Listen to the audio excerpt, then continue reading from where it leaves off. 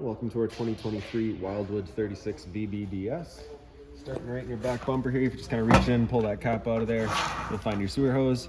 Take note of those two ears in the adapter here. It's helping hooking it up to your sewer system, and the hose itself, once fully extended, is about 20 feet long. Just keeping it stored in the bumper back here to help keep any sort of stench out of the unit, keep things a bit cleaner. Then that cap just presses back into place. In this corner, as well as each corner of the trailer, you got these quick drop stabilizers here. All you do is you take a 3/4 inch end there, you kind of run them down a bit. Then you've got a little pull tab that you release, and they'll come down and kick the ground. There is a more clear description there, kind of right in the back sticker there, just kind of tell you how to set them up. A couple of steps forward and get your power inlet. So as you pop this guy open, you'll find a little notch in the bottom corner there. It's going to line up with that notch there. Press those in together, and a little 1/8 turn will lock it into place. And you get the threaded collar in the back there to properly lock it down. Following the cord back, you're going to find a standard 30 amp end there. Most campsites will have that. You can just plug straight on in and you're good to go. We do also provide you with a 15 amp adapter, so if you're looking to plug in at home to charge your batteries or run your fridge, you got the power to do so. Kind of right beside there, you get your sewer system. You press on that cap and give it a turn. Pops on out. You see it's got the same ears on it that your sewer hose had. It'll attach the same way. On the left, you get a gray valve. On the right, you get a black. Black valve is controlling your black tank. Black tank is filled from your toilet, so it's of course going to be your dirtiest water. So we'll dump that first. Once that's done, you can then come to the gray. Gray tank is filled from your sinks as well as your shower. Typically cleaner water. We'll dump that last, just help keep that sewer hose as clean as possible. Right up above that, you'll find your 2 low point drains. The purpose of those is just to drain out the water system. So if you're leaving the unit for a while, you can just drain it out before you leave. Up top from there on the right side here, you get a black tank flush. You may notice over time after having gone and dumped your black tank or monitor panels, the reading 1/3 or 2/3, whatever it may be. Typically it's just some debris inside of the tank hanging between the probes. So what you'll do is just take your water hose and plug it into there. Open up that black valve, turn on the water, and that'll just flush out that tank for you. On the left side is your city water connection. Your water hose will plug into there, turn on the water, and it pressurizes the lines throughout the unit. And then up top is just your cable and satellite inlet. So just coax cables plug into their respective ports, fire up at your TV location. Right up beside that, we get your exterior shower. So you're gonna get a key just like this guy here. Stick around into there, open it up. Standard 3-foot hose, standard head, hot and cold water. So if you got the dog with you getting muddy, you can spray him out before he gets inside. Once you're done, just locking it back up. And down the side here, find that other front stabilizer jack. And then around the front, you get this little white box here up on the frame. That's your battery disconnect switch. So if we turn that all the way off and out, that's your battery, of course, now disconnected. Turning it on, you're just going to turn that in. Simple as that. Battery itself is housed inside of this box right here. It is hooked up to solar with the solar panel charging, so it's always going for you. It also charges through your short cord in the back or your 7-pin when you're hooked up to your tow vehicle. These knobs there, if you loosen them off, push them back, you get access to your propane tanks. For the video, pull this right off. Then you can see they are just teed into the one changeover, so you're just going to be running off of one tank. Once things stop working, you'll just close this tank off, run off of this one while you get the other one filled. In front's your power tongue jack. You get a light switch here, and then up is up, down is down. Storage compartment here, magnetic latch holds it open. In here you'll find your water hose. Inside of the water hose you'll find your park adapter, 30 amp into there, 15 to a standard outlet. Up on the front wall is your manual overrides. So you get that one kind of short silver one is for your tongue jack up front, and the longer one is for running all of your stabilizer jacks. So it's just got the 3/4 inch end to fit right into there. Up on the wall is your solar charge controller. So that is all set up, ready to go. It's pretty much just going and just kind of monitors what your solar panel is doing to your battery. Your patio entrance here is locked from inside. I don't have the key, so we won't be using that today. Hot water tank here, you're gonna line up that keyway and you can pop it on open. Your control for turning it on with electricity is down in the bottom corner there. Turn that switch on, fires it up with electricity. Firing up with propane is just a switch inside. Before turning it on with either source though, you want to hit this relief valve right there, and you should be getting some water out. If you're not getting any water out, there's the chance that it's empty. So you just want to make sure it's full before you fire it up, just so you're not running the risk of burning out your elements. Once you're done, just locking it back into place like that. 2 exterior speakers here. They do have little blue lights inside of them. Fresh water inlet right there. Your water hose will stick into there, turn on the water, and that fills up your freshwater tank. Down underneath, you get the drain for it. Just pull this guy over, drains itself out. Simple as that. I'll just let that finish up there. Exhaust for your furnace. If you're ever running your furnace, you just want to make sure it's not blocked off. It does get hot. Cable and satellite outlets, as well as a power outlet. If you're looking to have TV outside, you can. Kind of straight up from there, you'll find your stove vent. Just the 2 little flaps there, just open those up. Allows itself to kind of vent from the inside. Whenever you're traveling, you just want to clip back into place, prevent any dust from kicking up in there.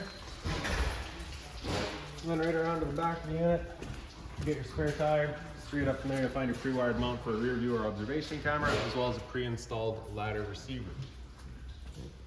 So before we come inside, we'll just point out this box right here has got the original toilet in it. This customer's opted to go with the Dometic 310, so we just switch that out for him. The door just flips on open, and if you've got it wide open, just take note of the fact it does contact your awning arm, so if you're running your awning, you want your door about 90 degrees or so. Inside of here, the customer's also opted to go with the vacation or adder room, so we just got that stored in here for him.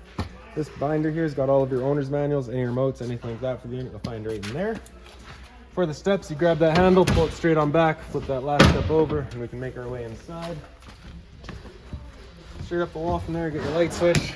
Turn that on, right beside it, your slide out switch. Press and hold out, and the slide will make its way out. Once that slide's fully extended, we're gonna hear some clicks from the motors letting us know they've reached their stall. Once you hear those, we'll let go of the button.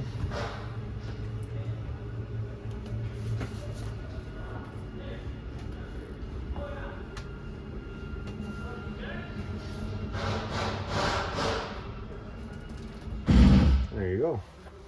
So right down here we got your converter. Press the top and center, it'll pop on open. All of your breakers in the middle here. Whenever a breaker breaks, it sits in the center, so just turn it off and then back on to reset it.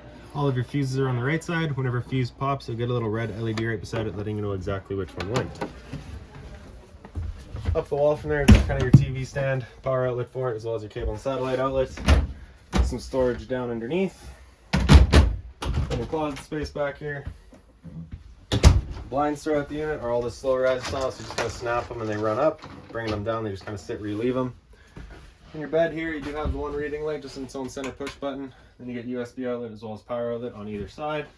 If you pick up the foot of your bed, you do get access to a little storage compartment there. Now through this door into the bathroom.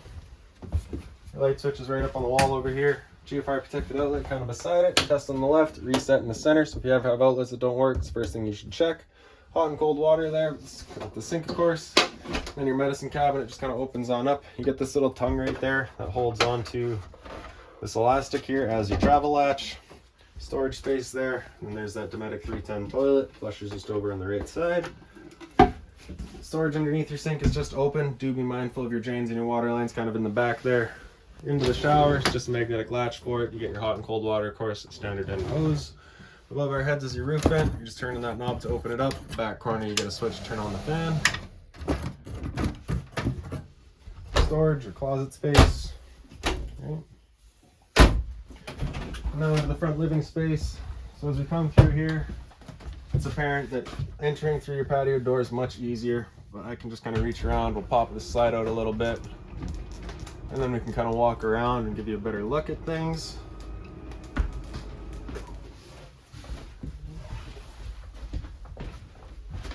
So you have this big dimmer switch here. We're just going to touch that and that'll turn on all the lights. As we press and hold, it'll dim all the lights down. You continue holding and it'll dim them back up. Release at any point, it'll just choose that level of lighting. Light switch on the right side here does an accent light above your slide. Light switch on the left does your awning light outside, so we'll show you that in a minute here. Slide out's on the left side here. Press and hold the bottom of that and the slide will make its way out. Once that slide's fully extended, just like in the back, it's going to make some clicks.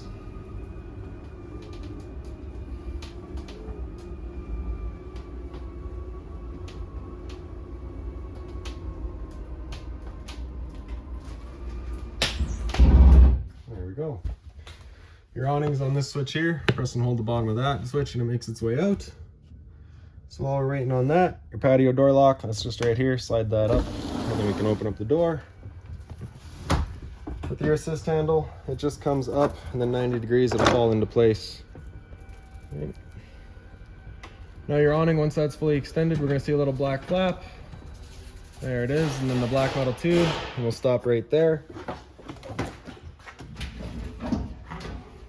Now if it were to start raining, it's of course going to hold water anyways. Switch can view. Just grab either arm, front or rear, you just pull straight down on it. And you can see that changes the pitch of the awning out at the head, allowing water to then run off. If you like that angle better because it does give you more shade, you can do the same thing with the arm up front. Before you bring it back in though, you just make sure those guys are back out straight and extended, just so you're not running the risk of bending them. Then we'll press and hold in and the awning will make its way back in. You're just gonna watch to make sure that your fabric stays over top of the tube.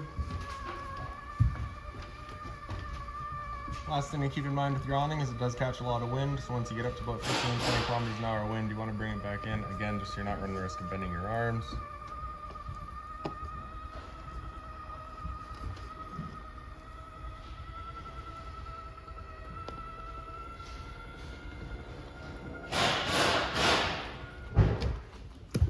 Water heater switch is the center left there, so as you turn that on, you get that little red light up top letting you know the ignition sequence will start.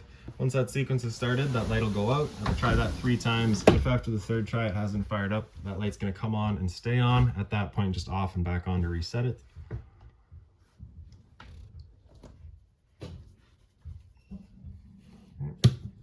Water pump on the left, you turn that switch on, turns on your water pump, drawing out of your fresh tank to pressurize your lines. And up top you get your monitor system, so on the left you have battery, you can see we're currently C for charging, G would be good, F is fair, L is low. Your fresh tank, as you fill that up, will go to 1/3, 2/3 and full, same idea for your black and your gray tanks. Down from there you get your fire extinguisher, that's standard, pull the pin, point and shoot. Beside it is your LP detector, propane's heavier than air, it sits on the floor, that guy detects it and starts going off just like a smoke detector would. Smoke detector is right here by your slide. Excuse me. In the slide above your dinette, you get that one little light there, just on its own center push button. The table here, if you were to take that and kind of wiggle it up and out of its table legs, the legs will then wiggle out of their bases. There's a ledge on either side that the table will then sit down onto. You'll take this cushion as well as that cushion and fill in the center here for your bed.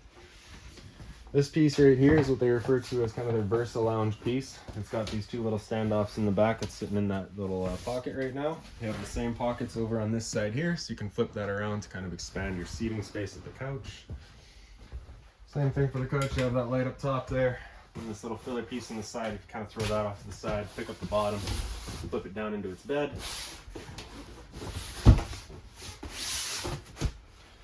There is storage underneath it as well. Same kind of storage underneath your dinette seats. In the front room here, your light switch is over on the wall there. The blind here just kind of slides. Right. There's emergency exit here as well. So you're pulling that red tab to get rid of the screen. Take this handle here, throw it outside, hop on out. USB charging. Straight up from there you'll find GeoFi protected outlet as well as your cable and satellite outlet. Storage space here, and then the bunks are clearly labeled, so this is going to be our first bunk up, and then this one can come up. The reason for that just being that there's this kind of steel plate there that sits onto that groove just kind of as its side support. Now you can see this is currently set up kind of as your couch, so you could look up at your TV, grab that handle in the back there and flip it on over, and then this handle here pull on over. Right, you get kind of a bed space here. You could have the other bunks down with it as well. Right. So this is the first one down, the second one down, kind of a bunk room now. Right. So lastly, we'll just go through your kitchen and your entertainment area here. So you can see you do have your TV backer right there, power outlet for it, as well as your cable and satellite outlets being right down below. Turning your antenna on, you just hit that button there, you get that little green light. It will also help clear up your stereo signal. Stereo itself, power button's front and center. Select to get through all your inputs, select to get through all your settings, and mode to get through all of your inputs. Volume controls there. Zone 1 is your inside set, zone 2 is your outside set.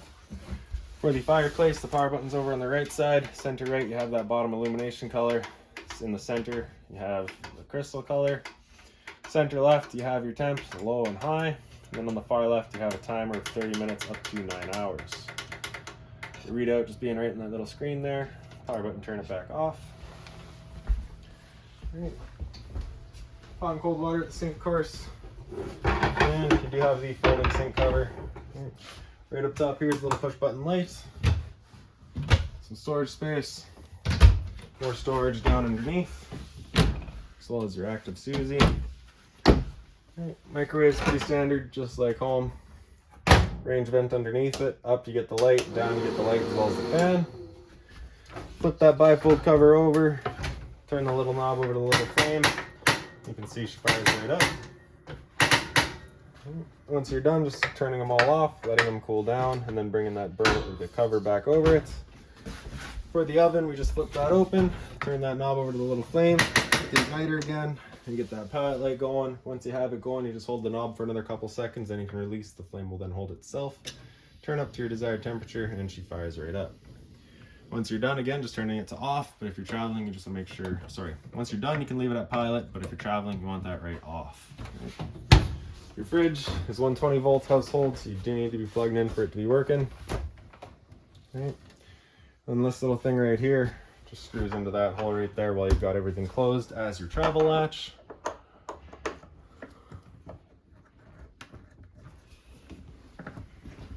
And that's pretty much it. Oh, no, thermostat right behind us here.